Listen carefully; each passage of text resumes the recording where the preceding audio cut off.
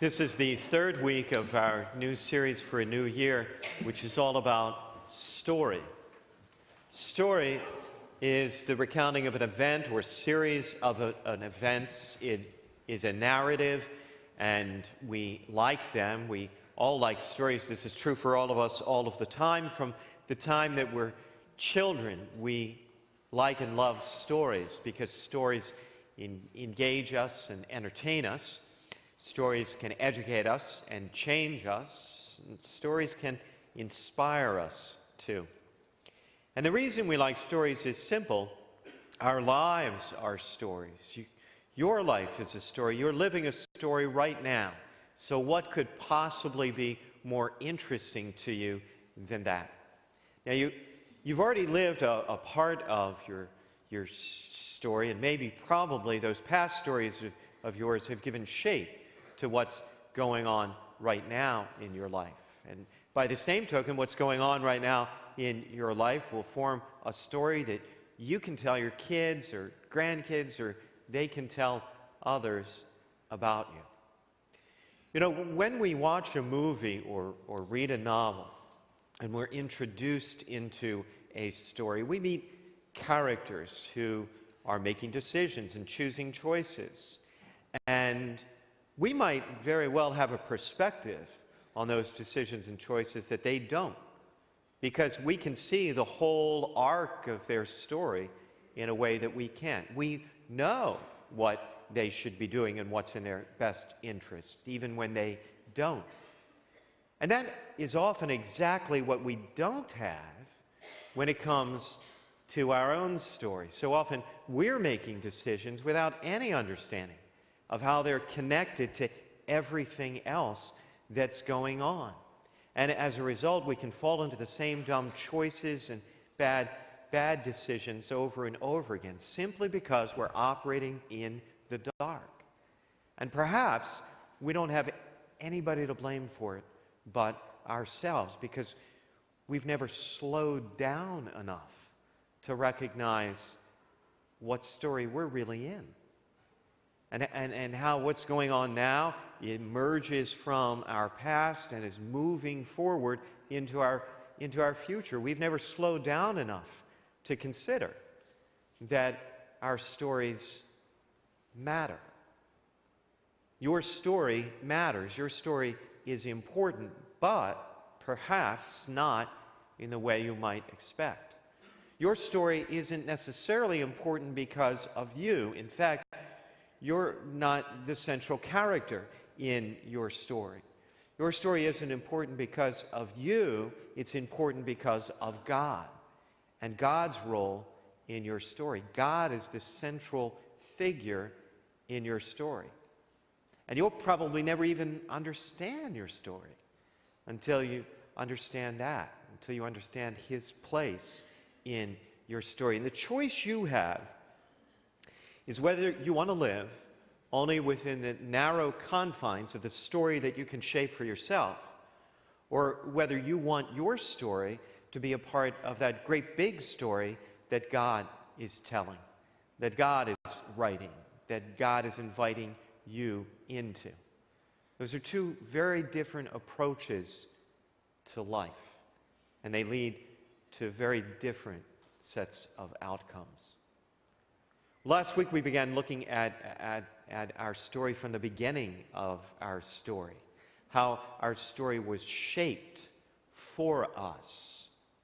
And we discussed how God did all of that. God chose the basics when it came to our life, where we were born and when, what we looked like, where we fell in the birth order, what our talents and personality was going to be like. Those were all a part of our story from the beginning. And I encouraged you really, to take some time to reflect on your story. And if you didn't get a chance to do that, I'll repeat that invitation. Take some time today or in the coming week to look back at your story. What happened to you? You know, get to know better what happened to you. But the beginning of your story isn't the most important part of your story, important as it is. Your current story is actually more important, much more important, and that's what we're looking at today.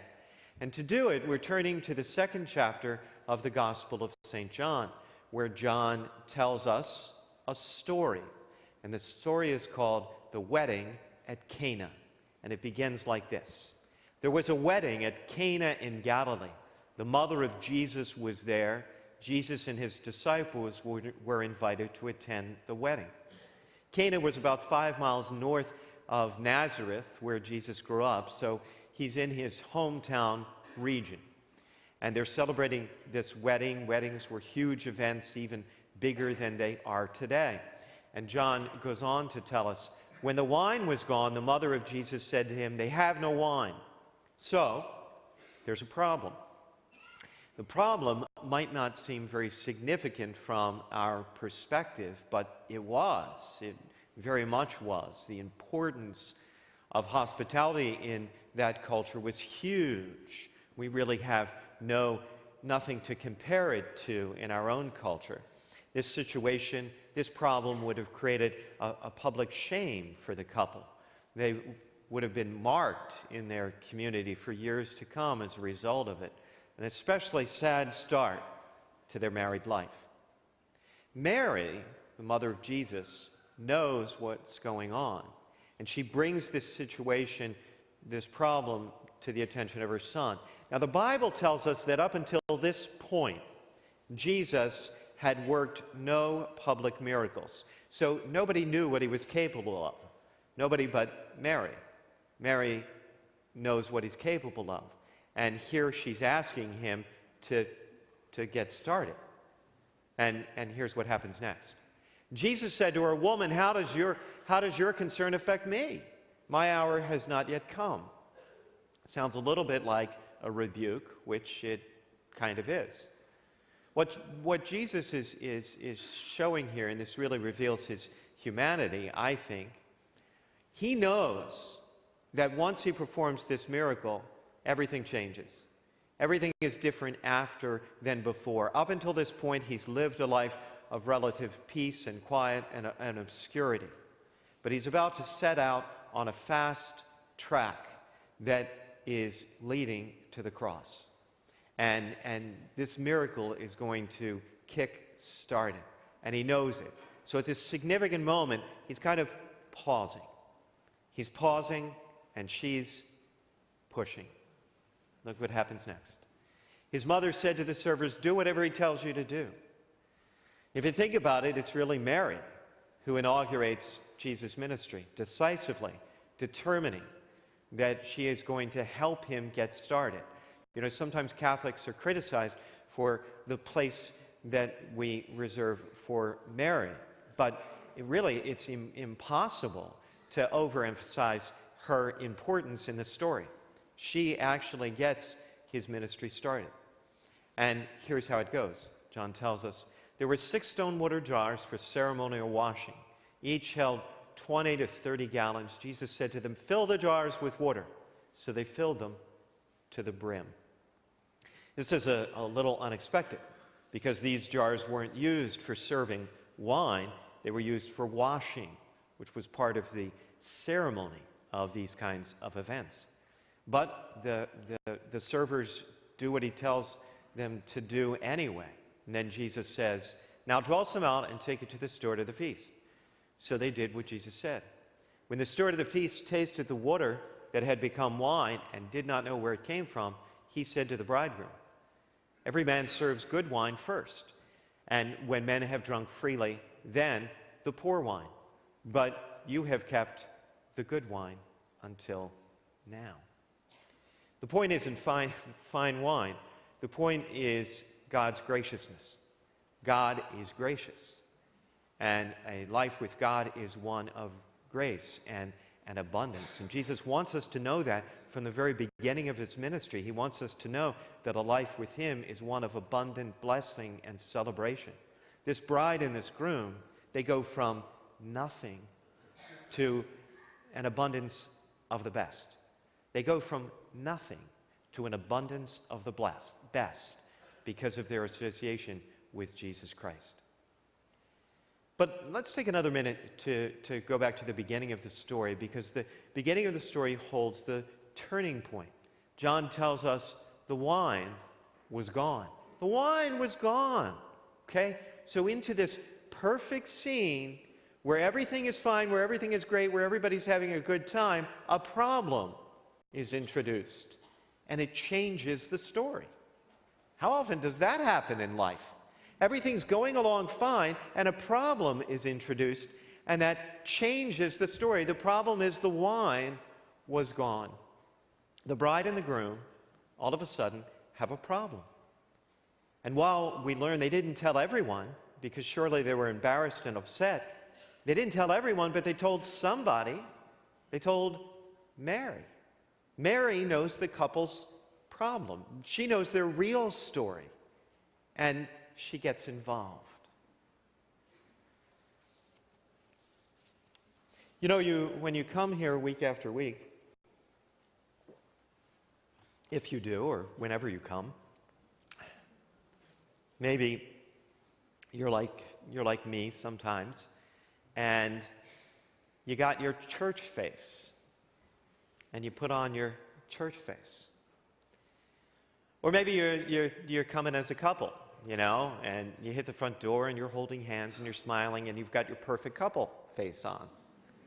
Or maybe you have a happy family mask. You know, you fought all the way here, but as soon as you get here, everybody puts their happy family face on because we're a happy family. And we want to look good at church. And you do, by the way, you look really good. You are a good-looking group of people. This is a good-looking church. Actually, it's a very ordinary-looking church with a lot of good-looking people, which is a lot better than being in a beautiful church with ugly people.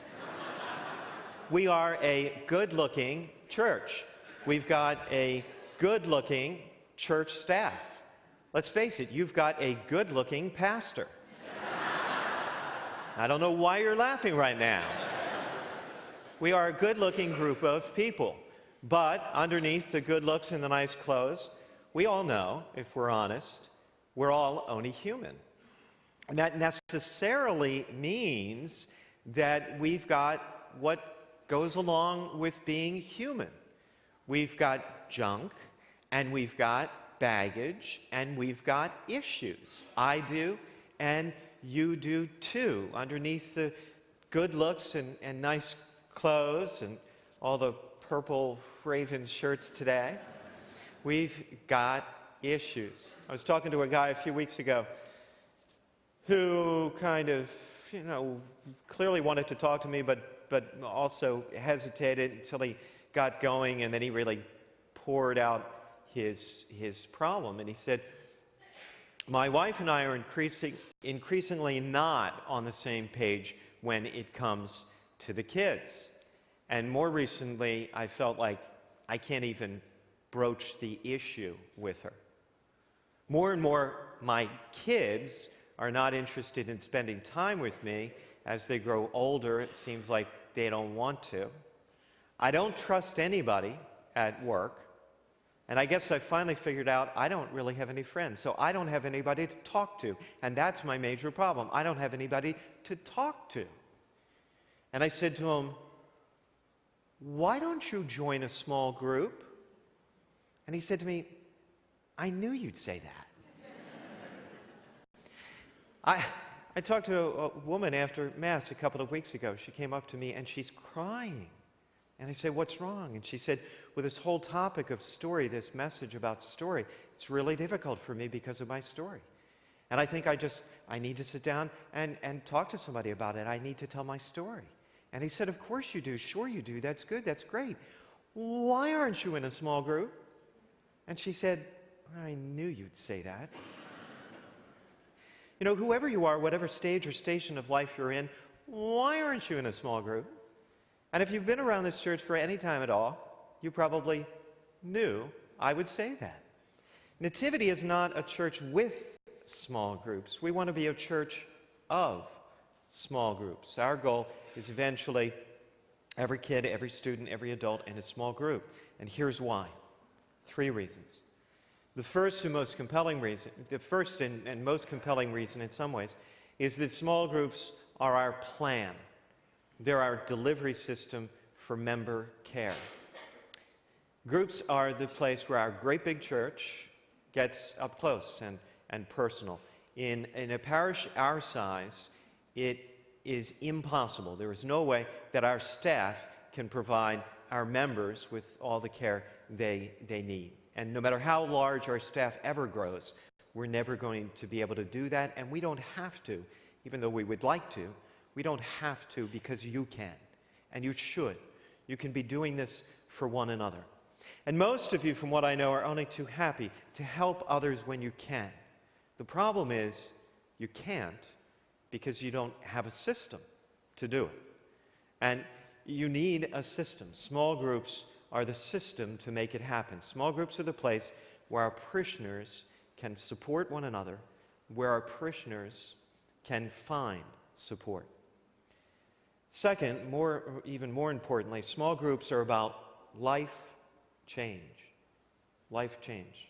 The basic exercise we're involved in coming here is not to play pretend that we're perfect Christians. It is to acknowledge that we are in pursuit of life change, growing in goodness and kindness and character. Our formation as individuals and as Christians is not complete, not at all. Groups promote life change at a fundamental level that will not happen at the congregational level and won't happen elsewhere ever. The power of groups comes from forming friendships that develop into solid relationships where conversation becomes conversion, where it becomes change. God made us to learn from others and to grow in groups. When you sit in a circle and listen to other people tell their stories and articulate your own, you will grow in a way you won't elsewhere.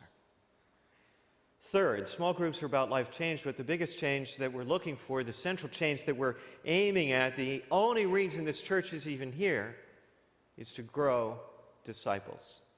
Disciples are students of Jesus Christ, and that's what we're trying to be. We're trying to be students of Jesus Christ, and small groups are our schools for discipleship. It's where you take the Word of God that we're listening to and breaking open here in our weekend message, and you talk about it with your peers. It's your turn to talk. And then you make application in your own life, and then you remain accountable for that application before your peers. The Christian faith is meant to be lived in a personal way, but not at all in a private one. And without Christ-centered friendships, our walk of faith is going to be a slower, less steady one at best. At worst, it'll be a lie. And none of us want that. When we have friendships in which Christ is the central part, we connect to Him in a way we won't on our own. Now let me just take one more minute to go ahead and give voice to what you're thinking. You're thinking, I don't have time. And you're right, you don't. Neither do I. Neither do the guys in my small group. Most of the people I know in small groups are busy people, but they're busy people who have come to recognize that small groups are not an additional time commitment in a busy schedule. They're a break from busyness. And as such, they're worthwhile for that reason alone. Maybe you'd think, I just wouldn't be comfortable talking to other people about my story and what's going on in my life. And I honestly understand that discomfort. But let me assure you, we do not intend small groups to be therapy groups. All we're talking about is conversation that leads to conversion and life change. And you know, the discomfort, any discomfort is quickly overcome in groups, as you'll find. But there's growth on the other side of discomfort. Maybe you're thinking, I'm Catholic. I don't know the Bible. I don't share my faith, and I don't pray with other people. Okay, I understand. I do. But let me assure you, you don't need to know the Bible. You don't even have to have a Bible in order to join a small group. You never have to pray out loud if you don't want to, and you don't have to talk about anything you don't want to talk about. Usually groups start with fellowship time, followed by a DVD presentation that we provide, and then questions to lead the group discussion. At the end, the leader prays briefly for everybody, and that's it. A new excuse that I hadn't heard before was given to me last week. A guy said, I would join a group, but I'm not going to, because if I join a group, then people might think I have issues. I said, come here. You do have issues. I have issues, you have issues, and everybody in this church has issues. The question isn't whether or not you have issues. The question is whether or not you're working on your issues, or you're just working to keep your issues hidden behind the mask. Small groups are a great place to work. And to give it a test drive, we've got an introductory standalone event where you can learn more. It's called Full Circle, and everybody's invited. It's on February the 6th. You can sign up today online. If you're here on our Ridgely Road campus and you want to learn more, you can go to the Great Hall and look for the good-looking people in the yellow shirts. If you're online, our host ministers there can help you out. The whole story that we just read, the wedding at Cana, changes because somebody, Mary, knew the couple's problems, and she brought it to the attention of her son. She knew their story, and together with them, they changed their story. You know, whoever you are, wherever you're at in life, whatever stage or station of life, you've got stuff going on in your story. And maybe it's not that significant right now. Maybe it is. Maybe it's seemingly insurmountable. But whoever you are, whatever your station or state in life, you can change your story. You can. You can write a different story, a better story. You can write a better story for yourself. I'm just up here this morning to say it's easier when you've got help.